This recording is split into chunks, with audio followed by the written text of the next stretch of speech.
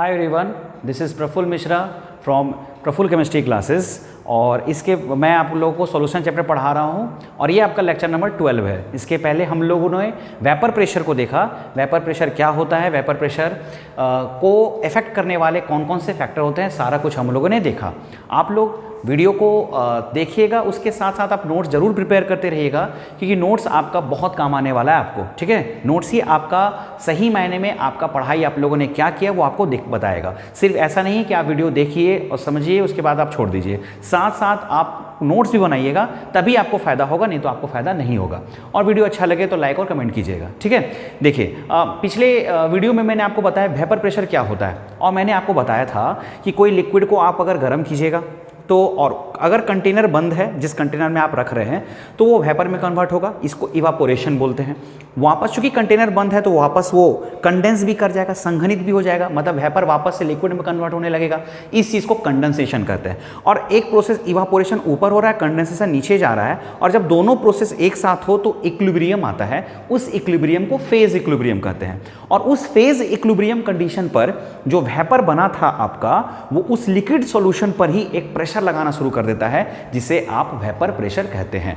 और इसका perfect example मैंने आपको कहा था प्रेशर कुकर, क्योंकि प्रेशर कुकर में जो वेपर बनता है वही वेपर उस सॉल्यूशन पे या उस लिक्विड पे प्रेशर लगाता है, उसी को कहा जाता है वेपर प्रेशर। ठीक है, अब वेपर प्रेशर किस किस बातों पर डिपेंड करता है ये आप लोगों ने देख लिया। ठीक है, पिछले वीडियो में मैंने आपको एक क्वेश्चन दिया था और आपको कहा भी था कि आप इसके बारे में सोचिएगा और समझने का कोशिश कीजिएगा। मैंने आपको कहा था, याद कीजिए, जो लोग पिछले वीडियो को देखा होगा जिस स्टूडेंट ने, उसी के लिए बात में बता रहा हूँ। ठीक है, मैंने आपको कहा था P0 A is greater than PS। मैंने बोर्ड पे ऐसे लिखा था और आपसे ये भी कहा था कि आप लोग इसके बारे में सोचिएगा, क्या ये सही लिखा हुआ है, और अगर ये सही नहीं है तो, अगर ये गलत है तो क्यों है, और अगर ये सही भी है तो ये क्यों है।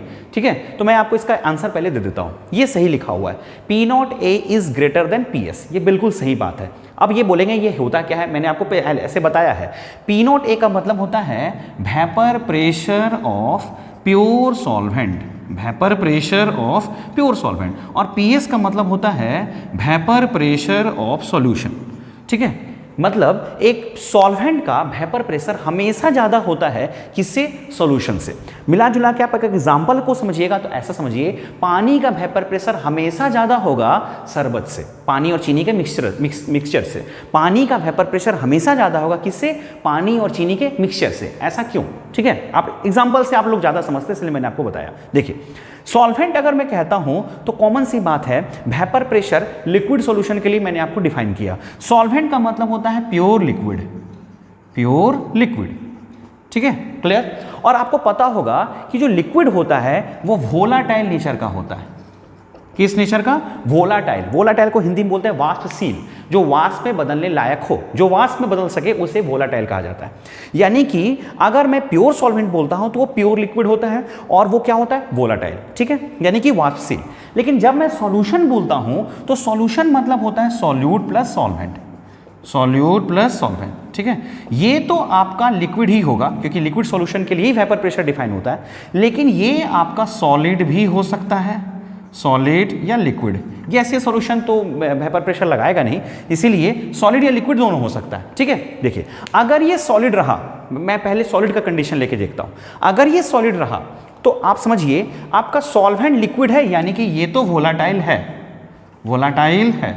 लेकिन अगर मैं सॉलिड हो गया तो ये सॉलिड तो नन वोलाटाइल होता है। जैसे पानी और चीनी में, पानी था पहले, उसमें आपने चीनी मिला दिया तो चीनी तो नन वोलाटाइल है ना। तो ये आपका पहले वोलाटाइल था, लेकिन चीनी मिला दिया, चीनी आपका हो गया नन वोलाटाइल। मतलब वोलाटाइल में आपने नन वोलाटाइल मिला दिया। तो आप जैसे नन वोलाटाइल मिला देंगे, जो चीज़ वाष्प में बदलने लायक नहीं होगा उस चीज़ को आपने पानी में मिला दिया, तो बताइए क्या वो वेपर प्रेशर लगाएगा? चीनी मिला देने के बाद, चीनी तो नन वोलाटाइल हो गया, पानी पहले क्या करेगा, उसको अपने आप में घोलेगा, और घोल करके मिले मिक्सचर तैयार करेगा, और वो मिक्सचर आपका वेपर बनाएगा। ठीक है, क्योंकि चीनी तो वोलेटाइल था नहीं, चीनी गया पानी के साथ मिला, मिलने के बाद सॉल्यूशन बना, वो आपका वेपर में कन्वर्ट होगा। इसका मतलब थोड़ा टाइम लग गया ना, क्योंकि चीनी आपका नॉन वोलेटाइल था, इसीलिए। ठीक है, क्लियर। तो इसका मतलब इसका वेपर प्रेशर क्या होगा, कम, क्योंकि इसमें वोलाटाइल कंपोनेंट आपका सिर्फ लिक्विड है, लेकिन ये सॉलिड आपका नॉन वोलाटाइल हो गया ना। ठीक है, तो नॉन वोलाटाइल और वोलाटाइल, और यहां सिर्फ क्या था, सिर्फ वोलाटाइल, तो ये वेपर प्रेशर ज्यादा लगाएगा। ठीक है, अब आप ये भी सोच रहे होंगे कि सर ये तो ठीक है, अगर आपका लिक्विड सॉल्यूट रहा तब सर, तब तो आपका ये भी वोलाटाइल हो जाएगा। तो देखिए, अगर आपने पानी में मान लिया चीनी नहीं मिला के नींबू मिला दिया या इथेनॉल मिला दिया, अल्कोहल मिला दिया, ठीक है, तब भी वेपर प्रेशर सॉल्यूशन का कम होगा और सॉल्वेंट का ज़्यादा होगा। अब आप बोलेंगे ऐसा क्यों? देखिए, आपने मान लिया सॉल्वेंट में कोई सॉल्यूट को मिला दिया, सॉल्वेंट में आपने क्या मिला दिया? सॉल्यूट को, वो लिक्विड है मान लिए, तो लिक्विड को भी मिला दिया तो पहले क्या होगा, ऐसा थोड़े होता है कि जैसे पानी और आपका इथेनॉल दोनों है और आपने हिट किया तो पानी का वेपर बनेगा और इथेनॉल का वेपर नहीं बनेगा। पानी भी वोलेटाइल है तो वो भी वेपराइज करेगा, इथेनॉल भी वेपराइज करेगा, लेकिन दोनों का वेपर तो बनेगा, लेकिन दोनों अलग अलग वेपर नहीं बनेगा। पहले वो दोनों एक दूसरे में डिजॉल्व करेगा, ठीक है, पहले पानी और इथेनॉल डिजॉल्व करेगा, डिजॉल्व किया उसके बाद वो वेपर में कन्वर्ट होगा। तो डिजॉल्व करने में कुछ टेम्परेचर का खपत हो गया होगा कि नहीं, आपको बताइए, ठीक है, वो तो टेम्परेचर कुछ ले लिया होगा, क्योंकि पहले टेम्परेचर क्या करता होगा, पहले दोनों को घोलेगा और घोलने के बाद मिक्सचर तैयार करेगा, तब वो वेपर में बनेगा और तब वो वेपर प्रेशर लगाएगा। क्या पानी के साथ ऐसा हो रहा था क्या? नहीं, पानी तो प्योर था, उसको डिजॉल्व करने का कोई जरूरत था नहीं, उसको आपने जैसे गर्म किया वेपर बनाया, वेपर प्रेशर हुआ, ठीक है। तो आप लिक्विड सॉल्यूशन लीजिए, लिक्विड सॉल्यूट लीजिए या फिर सॉलिड सॉल्यूट लीजिए, दोनों केस में आपका सॉल्वेंट का सॉल्यूशन का वेपर प्रेशर हमेशा प्योर सॉल्वेंट से कम ही आएगा, ठीक है, क्लियर। तो इसका आप अगर आंसर लिखना चाहते हैं तो आप ये लिखेगा, the vapour pressure of pure solvent is always greater than vapour pressure of solution because in pure solvent there is only volatile component, ठीक है, there is only volatile component, but in solution there is volatile as well as non-volatile component, so its vapor pressure is low, ठीक है, clear. इसमें volatile component और non volatile दोनों होते हैं और इसमें सिर्फ वोलाटाइल कंपोनेंट होते हैं, इस वजह से प्योर सॉल्वेंट का वेपर प्रेशर सॉल्यूशन से ज़्यादा होगा, ठीक है। चलिए, यहाँ तक तो हो गया। उसके बाद फिर क्या है, ये तो आपका मैंने आपको पिछले क्लास के बारे में बताया था। अब मैं आता हूँ आपका एक नए टॉपिक पे जिसका नाम है राउल्ट्स लॉ। ये सॉल्यूशन चैप्टर का one of the most important topic है, वन ऑफ द मोस्ट। मैं कह दूं कि अगर ये सबसे इंपॉर्टेंट है तो भी शायद मैं गलत नहीं हूं, ठीक है। सबसे ज़्यादा इंपॉर्टेंट टॉपिक अगर देखा जाए सॉल्यूशन चैप्टर का तो ये है, और कुछ टॉपिक और भी हैं लेकिन ये तो टॉप में आता है, ठीक है, Raoult's law.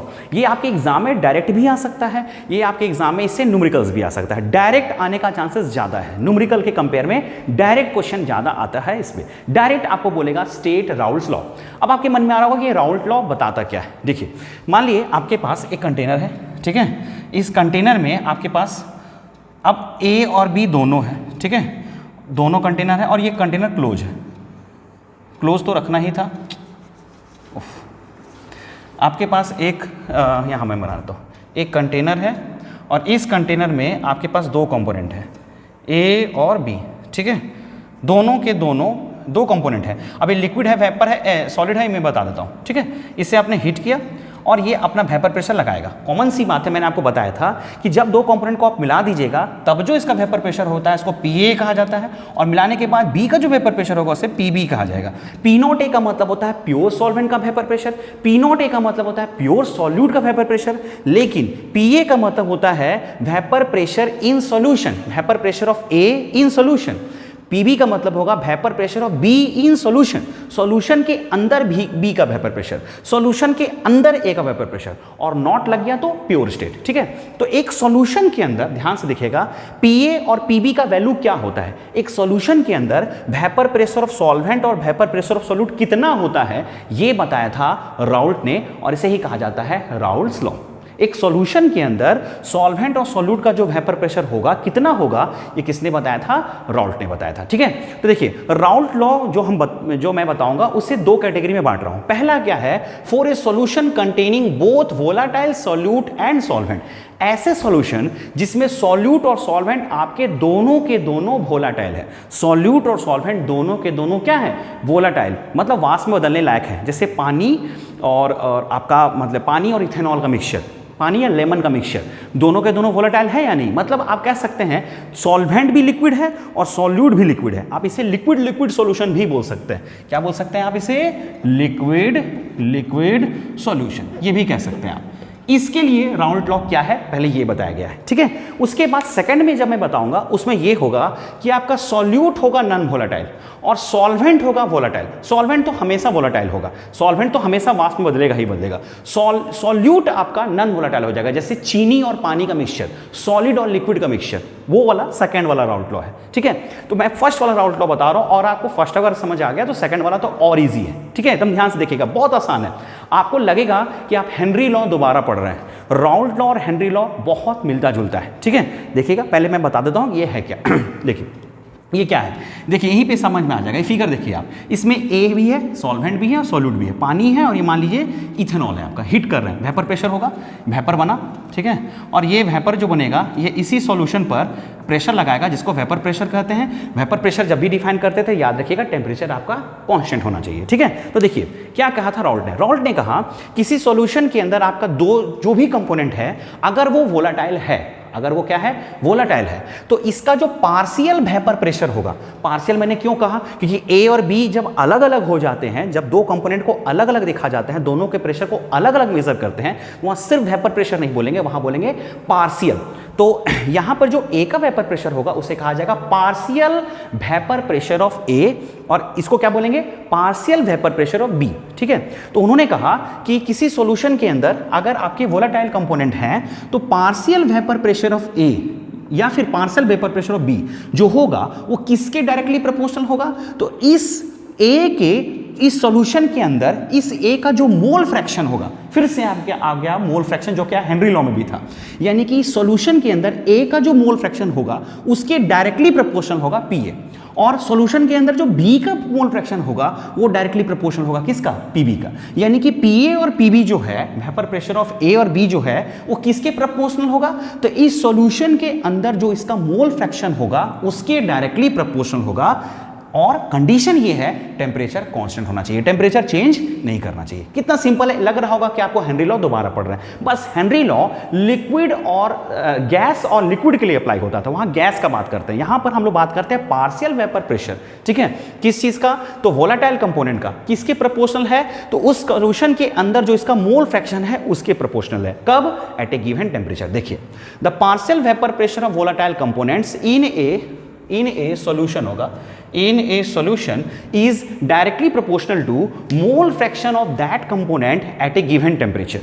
Partial vapor pressure of volatile component in a solution is directly proportional to mole fraction of that component at a given temperature. ये आपका राउल्ट लॉ हो गया, ठीक है। किसके लिए, जब दोनों का दोनों वोलेटाइल है तब, ठीक है। यहां तक तो हो गया। अब इस चीज को ग्राफ में कैसे दिखाएंगे, तो एक तरफ है आपका वेपर प्रेशर, एक तरफ है आपका मोल फ्रैक्शन। चूंकि डायरेक्टली प्रोपोर्शनल बोला है इसलिए आपको स्ट्रेट लाइन बना देना है। ये हो गया आपका ग्राफ, बगल आप ग्राफ बना सकते हैं इसको, ठीक है। चलिए इसके बाद अब इसको मैथमेटिकली कैसे लिखते हैं, क्योंकि आपके एग्जाम में अगर आपको आता है राउल्ट लॉ तो राउल्ट लॉ ही नहीं लिखना है, आपको उसका मैथमेटिकल एक्सप्रेशन भी लिखना पड़ेगा एग्जाम में, ठीक है, क्योंकि ये 3 मार्क्स में आता है, ठीक। देखिए तो P A directly proportional to X A and P B directly proportional to X B, क्योंकि वेपर प्रेशर उसके मोल फ्रैक्शन का प्रोपोर्शनल है, यहाँ भी वेपर प्रेशर उसके मोल फ्रैक्शन का प्रोपोर्शनल है। P A proportional to X A and P B proportional to X B. अब आप प्रोपोर्शनलिटी साइन को हटाएंगे तो एक कांस्टेंट देंगे, ठीक है। कांस्टेंट तो हमेशा प्रोपोर्शनलिटी साइन को हटा के कांस्टेंट दिया जाता है। यहां जो कांस्टेंट होगा वो होगा इस पी नॉट ए के बराबर। अब आप याद कीजिए पी नॉट ए क्या था, पी नॉट ए था कि जब इस सॉल्यूशन में सिर्फ ए होता, बी नहीं होता, तब जो ए का वेपर प्रेशर होता उसे क्या कहा जाता है, पी नॉट ए, यानी कि vapour pressure of pure solvent, pure, ठीक है। तो पी ए बराबर P not A x A, similarly P B बराबर P not B x B, ठीक है। अब आप देखिए, अब आपको पता होगा कि पीएस का मतलब क्या होता है, पीएस का मतलब होता है vapour pressure of solution. Solution के अंदर क्या क्या आता है, ए और बी दोनों, यानी कि पीएस बराबर पीए प्लस पीबी, ये तो होता ही है। अब क्या है कि पीए का वैल्यू मैंने पुट कर दिया P not A x A और पीबी का वैल्यू रख दिया P not B x B, यानी कि पीएस बराबर P not A x A plus P not B x B. ये हो गया आपका राउल्ट लॉ का मैथमेटिकल एक्सप्रेशन। आप चाहें तो यहां तक भी मैथमेटिकल एक्सप्रेशन को छोड़ सकते हैं, लेकिन मैंने 2 लाइन 3 लाइन और बढ़ा दिया और इससे आप इसको क्या एक्सपेंड कर सकते हैं वो मैंने लिख दिया, ठीक है। ये आपको समझ में आ गया होगा, ठीक है। तो पी यहां पर ध्यान रखिएगा, प्रोपोर्शनलिटी कांस्टेंट आपका क्या है, तो प्योर स्टेट में जो इसका वेपर प्रेशर था उसके प्रोपोर्शनल है, ठीक है। ये इस बात को समझिएगा, ठीक है। अच्छा, आपको लग रहा होगा कि ये कैसे हो गया, देखिए पी ए बराबर पी नॉट ए एक्स ए, इसे आप ऐसे समझ सकते हैं। देखिए अगर एक्स ए का वैल्यू 1 हो जाए, यानी कि x1 ये P0 कहाँ से आया, मैं थोड़ा सा कोशिश कर रहा हूँ समझाने का, देखिएगा। अगर इस xa का वैल्यू को 1 कर दें, xa का वैल्यू 1 मतलब क्या, इस सॉल्यूशन में सिर्फ a ही है, क्योंकि मोल फ्रैक्शन याद है xa प्लस xb बराबर होता था 1। अगर आपका xa 1 है यानी कि xb तो 0 है, ये 1 है यानी कि ये कितना है 0, मतलब सॉल्यूट नहीं है, इस सॉल्यूशन में सिर्फ और सिर्फ क्या है, सॉल्वेंट है। अगर आपका कॉमन सेंस लगाइए xa 1 आ गया यानी कि xb कितना हो गया 0, xb 0 मतलब इस सॉल्यूशन में b है ही नहीं, सिर्फ क्या है a। और जब सिर्फ a होगा उस समय जो pa होगा वो किसके बराबर होगा, p0 a ही के ही बराबर ना होगा, क्योंकि वो प्योर स्टेट हो गया। अगर xb 0 है यानी कि सिर्फ सॉल्वेंट है, और सिर्फ सॉल्वेंट है तो वेपर प्रेशर तो प्योर सॉल्वेंट ना हो गया, यानी कि pa बराबर हो गया आपका p0a। समझ में आया आपको, यानी कि xa अगर आपका हो गया आपका 1 तो pa किसके बराबर होगा, p0a। सिमिलरली pb बराबर p0b ही क्यों आया, आपको मन में आ रहा होगा कि सर ये आपने कैसे लिख दिया, इस चीज़ को समझा रहा हूँ। अगर xb का वैल्यू 1 हो गया यानी कि उस समय सिर्फ सॉल्यूट होगा, और सिर्फ सॉल्यूट होगा तो जो आपका pb होगा वो किसके बराबर होगा, p0b के बराबर ही तो होगा, इसलिए ये p0a और p0b लिखा गया है। ठीक है, ये आपको समझ में आ गया होगा। चलिए यहाँ तक तो हो गया, अब इसको आप यहाँ तक भी छोड़ सकते हैं, ठीक है, लेकिन और इसको आप एक्सपेंड कैसे कर सकते हैं। देखिए आपको ये पता होगा कि xa प्लस xb बराबर कितना होता है 1, यानी कि मोल फ्रैक्शन ऑफ सॉल्वेंट और मोल फ्रैक्शन ऑफ सॉल्यूट का जो जोड़ होता है वो कितने के बराबर होता है 1। अगर आप यहाँ से xa का वैल्यू निकालना चाहें तो क्या लिख सकते हैं 1 माइनस xb। ठीक है, अब इस xa को यहाँ पे पुट कर दीजिए तो क्या हो जाएगा, ps बराबर p0a xa बराबर क्या हो जाएगा 1 minus xb plus p0b xb आपका जैसे का तैसे है। उसके बाद p0a को मैंने लिखा, इस ब्रैकेट को तोड़ दिया, p0a minus p0a xb plus p0b xb। ठीक है, ps बराबर p0a को मैंने लिखा, अब xb दोनों में है तो मैंने xb को क्या ले लिया, कॉमन, माइनस को कॉमन लिया, मैंने ध्यान रखिएगा ये माइनस है, तो जैसे आप माइनस को कॉमन ले लीजिएगा तो ये तो आपका प्लस हो जाएगा। ठीक है, तो मैंने कुछ गलती किया क्या, प्लस, हाँ यहाँ पे प्लस होगा। अगर मैं यहाँ प्लस लेता हूँ xb को, यहाँ मैंने प्लस xb को लिया है तो आपका p0a आपका नेगेटिव हो जाएगा और p0b, ठीक है ये होगा, यहाँ पे आपका प्लस होगा। ठीक है, प्लस होगा तो xb अगर मैंने प्लस में कॉमन लिया तो p0a तो आपका नेगेटिव हो गया तो मैं नेगेटिव लिखा है, और p0b आपका पॉजिटिव हो गया इससे मैंने सामने लिख दिया है। ठीक है, ये हो गया। अब देखिए सिमिलरली आप इसको ऐसे भी लिख सकते हैं कि अगर आप ऐसे करते, आपने सोचा होगा कि आपने अगर xa बराबर 1 माइनस xb लिखा है तो क्या आप xb बराबर 1 माइनस xa नहीं लिख सकते थे, बिल्कुल xb बराबर 1 माइनस xa भी तो लिख सकते हैं। तो जब xb को अगर आप यहाँ से हटाएंगे और 1 माइनस xa लिखेंगे तो ये जो एक्सप्रेशन आएगा वो जस्ट अपोजिट आएगा, यानी कि आपको कुछ करने का जरूरत नहीं है, आप लिखिएगा सिमिलरली ps बराबर p0a की जगह सिर्फ आपको क्या कर देना है b, और b की जगह क्या कर देना है a, यहाँ होगा आपका प्लस। ठीक है, तो हो गया xa p0a माइनस p0b, ये हो जाएगा। ये हो गया आपका मैथमेटिकल एक्सप्रेशन फर्स्ट राउल्ट के फर्स्ट लॉ का। ठीक है, क्लियर हो गया, तो ये आप लोगों ने देख लिया होगा, आपको समझ में आएगा। सिंपली याद रखिएगा वोलेटाइल कंपोनेंट का वेपर प्रेशर जो आप निकालना है तो उसके मोल फ्रैक्शन के डायरेक्टली प्रोपोर्शन होता है, इससे आप नोट डाउन कर लीजिएगा। तो अब स्टार्ट करते हैं आपका राउल्ट का सेकंड लॉ। ठीक है, फर्स्ट लॉ में आपने देखा कि आपका सॉल्यूट और सॉल्वेंट दोनों आपका वोलेटाइल होना चाहिए। ठीक है, सॉल्यूट सॉल्वेंट दोनों आपका वोलेटाइल होना चाहिए, आप कह सकते हैं दोनों का दोनों लिक्विड होना चाहिए। लेकिन राउल्ट ने सेकंड लॉ, आपको सेकंड लॉ नहीं बोलिएगा, राउल्ट का ही लॉ है, इसका दो स्टेटमेंट है। फर्स्ट है आपका जब आपका दोनों कंपोनेंट आपका वोलेटाइल हो, और सेकंड जो स्टेटमेंट है वो है जब आपका सॉल्यूट आपका नॉन वोलेटाइल है और सॉल्वेंट आपका वोलेटाइल है। ठीक है, जैसे चीनी और पानी, सॉल्यूट हो गया आपका सॉलिड और सॉल्वेंट हो गया आपका पानी, चीनी पानी। ठीक है, वो आपका था इथेनॉल और वाटर, ये हो गया आपका शुगर एंड वाटर। ठीक है, एग्जाम्पल के तौर पर।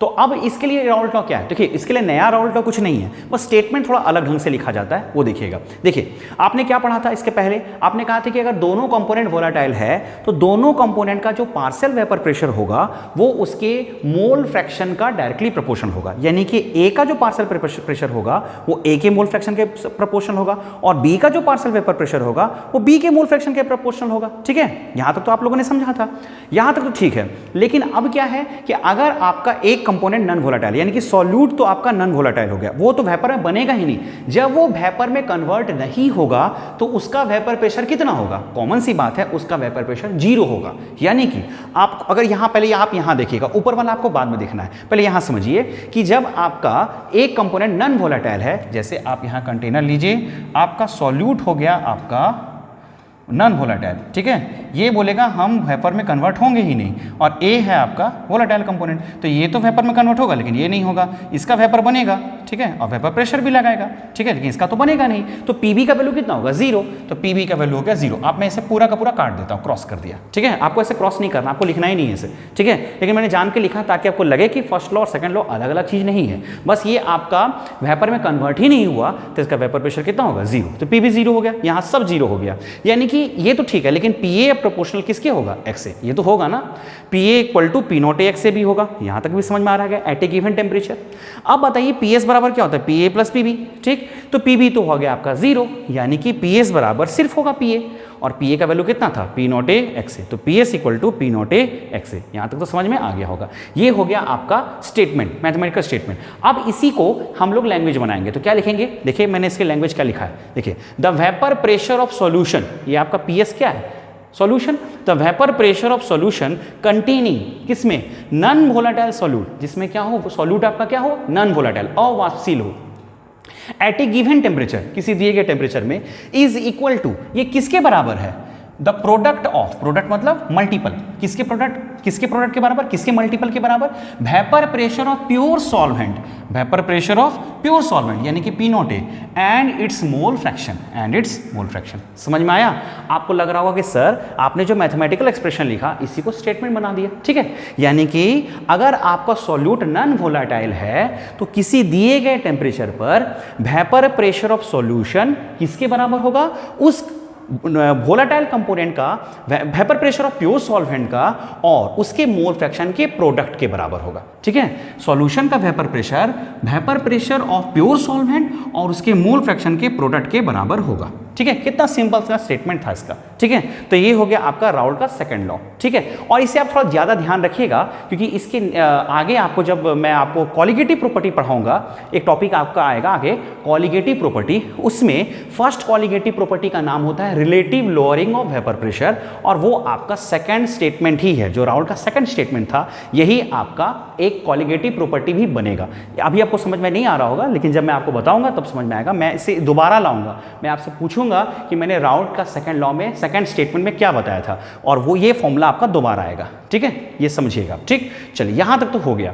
अब आता है आपका एक टॉपिक, छोटा सा एनसीईआरटी में आप लोग देखिएगा एक टॉपिक आपका मिलता है कि आपने दो टॉपिक पढ़ा, दो लॉ पढ़ा, एक पढ़ा आपने हेनरी लॉ और एक पढ़ा आपने राउल्ट लॉ, ठीक है, दोनों पढ़ा, और दोनों में आपको कुछ सिमिलरिटी नजर आया होगा, ठीक है। दोनों में क्या सिमिलरिटी था, दोनों को एक जगह रखा है मैंने, ठीक है। और ये कहा जाता है कि जो आपका राउल्ट लॉ है वो हेनरी लॉ का एक स्पेशल केस है। राउल्ट का जो लॉ है वो हेनरी के लॉ का एक स्पेशल केस है, ठीक है। अब ये कैसे, राउल्ट लॉ हेनरी लॉ का स्पेशल केस कैसे है, तो देखिएगा, ध्यान से देखिएगा। मैं शॉर्ट में लिख दिया हूं, सारा चीज मैंने लिख दिया, आपको बाद में से स्क्रीनशॉट लेकर के इसे आपको नोट कर लेना है, ठीक है। देखिए क्या है, राउल्ट के हिसाब से P B equal to P not B x B, मैंने बी इसलिए लिया है क्योंकि सॉल्यूट का बात किया है, ठीक है। किसका बात किया, सॉल्यूट। पी बी बराबर P not B x B, ये पी बी बराबर P not B x B मैं इसके लिए नहीं लिख रहा हूं, जो फर्स्ट स्टेटमेंट था, मतलब अगर आपका दोनों कंपोनेंट वोलेटाइल है तो मैं लिख सकता हूं ना पी बी बराबर P not B x B, यानी कि सॉल्यूट का जो पार्शियल वेपर प्रेशर होगा वो प्योर सॉल्यूट का जो होगा वो पार्शियल वेपर प्रेशर और उसके मोल फ्रैक्शन के प्रोडक्ट के बराबर होगा, ये तो मैंने लिखा ही था। पी ए बराबर पी नॉट एक्स से भी होगा, लेकिन सॉल्वेंट से हमें मतलब नहीं है, हम लोग सॉल्यूट को लेकर चल रहे हैं, तो पी बी बराबर पी नॉट बी एक्स भी होगा, ठीक है। अब आ जाइए हेनरी लॉ। हेनरी लॉ आपको क्या कहा था, हेनरी लॉ ने आपको कहा था, ये आप ध्यान रखिएगा कि कोई भी गैस को अगर आप लिक्विड में घोल रहे हैं तो उसका जो पार्शियल प्रेशर होगा, वहां वेपर प्रेशर नहीं था, वहां था प्रेशर, तो पार्शियल प्रेशर जो होगा वो उस गैस का उस लिक्विड के अंदर जो उसका मोल फ्रैक्शन होगा उसके प्रोपोर्शनल होगा एट ए गिवन टेम्परेचर। यहां भी एट ए गिवन टेम्परेचर, यहां भी एट ए गिवन टेम्परेचर, यानी कि आप लिख सकते हैं P इक्वल टू के एच इंटू एक्स बी। अब आप बोलिएगा सर आपने ऐसा तो नहीं लिखा था, आपने लिखा था P इक्वल टू के एच इंटू एक्स गैस, लेकिन आपने यहाँ क्या लिख दिया, तो देखिए मैं एक्स गैस के बदली मैं बी लिख दिया, क्योंकि गैस क्या था वहाँ, सॉल्यूट, और सॉल्यूट के लिए हम लोग एक्स बी लिख रहे हैं, इसे को कंपेयर करना है इसलिए इसी के अकॉर्डिंग लिख भी रहे हैं, ठीक है। इसलिए एक्स बी मैंने लिख दिया, के एच तो होगा ही, और पी बी मैंने लिख दिया क्योंकि पार्शियल प्रेशर आपका वहाँ सॉल्यूट का था, ठीक है, क्लियर। यहाँ तक तो हो गया। अब आप देखिए दोनों में कंपेयर कीजिए, कंपेरिजन में आपको पता चलेगा कि दोनों लॉ में आपको प्रेशर ही लेना है और पार्शियल ही लेना है, बस यहाँ पार्शियल वेपर प्रेशर था और यहाँ सिर्फ पार्शियल प्रेशर था, लेकिन था तो प्रेशर ही। किसके प्रोपोर्शनल होता है, मोल फ्रैक्शन के ही प्रोपोर्शनल होता है, ये भी आपका सेम चीज़ है। और एट ए गिवन टेम्परेचर ये भी था, तो सब कुछ तो सेम है, लेकिन डिफरेंस कहाँ है? डिफरेंस है प्रोपोर्शनैलिटी कांस्टेंट का। ठीक है, तो यहाँ देखिए मैंने क्या लिखा है, अकॉर्डिंग टू बोथ लॉज, ये आपका लॉज लिखा हुआ है, according to both laws partial pressure of volatile component, ये आपका partial pressure of volatile component ही तो था, ये भी वोलाटाइल कंपोनेंट था और गैस भी आपका वोलाटाइल होता है। तो partial pressure of volatile component is directly proportional to its mole fraction. Partial pressure of volatile component is directly proportional to its mole fraction. ये तो समझ में आ रहा है। Only proportionality constant are different, only proportionality constants are different. सिर्फ अंतर दोनों में क्या है? तो प्रोपोर्शनैलिटी कांस्टेंट का, यहाँ था पी नॉट बी और यहाँ क्या है KH, इसी चीज का अंतर है ना। ठीक है, यहाँ तक तो समझ में आ गया। ठीक है, अब आप बताइए कि यही हेनरी लॉ आपका राउल्ट लॉ हो सकता है, ये हेनरी लॉ ही आपका राउल्ट लॉ होगा। जैसे आप फिजिक्स में डेरिवेशन करते हैं तो डेरिवेशन करने के बाद जो रिजल्ट आ जाता है, कोई कोई डेरिवेशन में आप लोगों ने देखा होगा, तो उसमें आता है स्पेशल केस। मतलब अगर ये हो जाए, अगर आपका XA का value very very greater than XB हो जाए, या फिर ये डिस्टेंस आपका इससे बहुत कम हो जाए, तब क्या होगा? ऐसा स्पेशल केस आता है ना फिजिक्स में। सेम यहाँ भी है, समझिए कि अगर हेनरी लॉ में KH के बदली अगर हम लोग P नॉट बी लिख देते, मतलब KH को हटा के P नॉट बी लिख देते, तो हेनरी लॉ ही क्या बन जाता आपका? Raoult law. ठीक है, the KH if KH becomes equal to P naught A, अगर आपका KH किसके बराबर हो जाए? P नॉट B के बराबर हो जाए, then Raoult law becomes special case of Henry's law. तब आपका राउल्ट लॉ जो है हेनरी लॉ का स्पेशल केस हो जाएगा। यानी कि KH अगर आपका P नॉट B हो जाए तो यही हेनरी लॉ क्या बन जाएगा? Raoult law. राउल्ट लॉ होगा किसका स्पेशल केस? हेनरी लॉ का। आपके मन में क्वेश्चन आ रहा होगा, सर ऐसा भी तो बोल सकते थे कि राउल्ट लॉ हेनरी लॉ का स्पेशल केस राउल्ट लॉ नहीं है, राउल्ट लॉ का स्पेशल केस हेनरी लॉ है। आपके मन में आ रहा होगा, ऐसा भी तो बोल सकते हैं, लेकिन ऐसा नहीं बोला जाता है, इसलिए क्योंकि हेनरी लॉ को पहले दिया गया था, हेनरी लॉ पहले डिराइव हुआ था, हेनरी लॉ को देख के राउल्ट ने लिखा, इसलिए हेनरी को फॉलो किया राउल्ट। हेनरी लॉ का स्पेशल केस बन सकता है राउल्ट लॉ, राउल्ट का स्पेशल केस हेनरी लॉ नहीं है। समझ में आया? तो इसलिए इसका रीजन यही होगा। तो अगर आपको कोई पूछेगा explain Raoult's law is the special case of Henry's law, है ना, अगर ये क्वेश्चन आपके एग्जाम में आता है तो आपको ये लिख देना है बस। ठीक है, ये लिख करके आपको ये लिख देना है। ठीक है, तो इसका स्क्रीनशॉट आप ले लीजिएगा। तो ये हो गया आपका लेक्चर नंबर 12। ठीक है, तो ये आप लोगों ने समझ गया। आज मैंने आपको राउल्ट लॉ बताया। नेक्स्ट लेक्चर में मैं आपको आइडियल और नॉन आइडियल सॉल्यूशन पढ़ाऊंगा। इसका नोट्स प्रिपेयर कीजिएगा और राउल्ट लॉ को बहुत इंपॉर्टेंट है, इसे आप याद कर लीजिएगा। ठीक है, और बहुत बढ़िया समझिएगा, नोट्स भी प्रिपेयर कीजिएगा। ठीक, थैंक यू।